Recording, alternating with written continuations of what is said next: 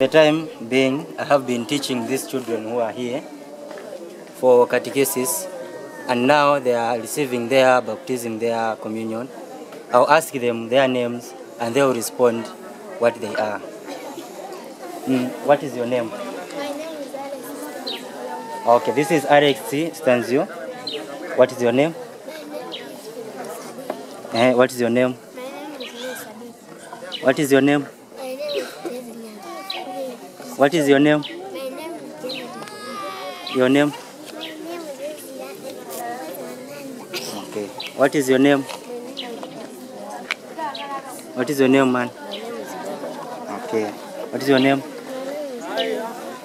What is your name? My name is Dinka Sadiq. Okay.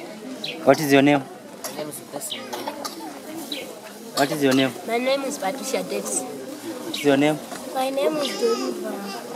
What is your name? What is your name? My name is Doriva.